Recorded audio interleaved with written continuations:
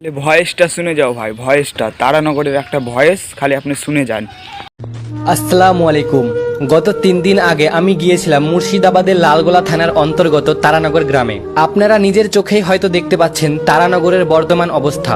নিজের চোখের সামনে পদ্মার বুকে তলিয়ে যাচ্ছে এক একটি বাড়ি। পদ্মার বুক চিরে যখন চোখের সামনে একের পর এক ঘর ভেঙে নদীতে তলিয়ে যাচ্ছিল, তখন মনে হচ্ছিল যেন মানুষের স্বপ্নগুলোও ভেসে যাচ্ছে সেই জলে। গ্রামের মানুষের চোখে ছিল অসহায়ের দৃষ্টি, বুক ভরা হাহাকার, আর যেন নিঃশব্দে সাহায্যের আবেদন জানাচ্ছিল। কিন্তু প্রশ্ন হলো, গত 6-7 মাস ধরে নদী ভাঙন চলছে, কিন্তু এখনো ভাঙন ঠেকাতে বড় কোনো কার্যকর উদ্যোগ দেখা যায়নি। এমনকি সেই ভাঙনের দৃশ্য যদি ভিডিও করা হচ্ছে, তাহলে স্থানীয় পুলিশ মোবাইল কেড়ে নিচ্ছে। তারা চাইছে না এই দৃশ্য মানুষ দেখুক। কিন্তু কেন তারা চাইছে না এই ভাঙনের দৃশ্য মানুষ দেখুক?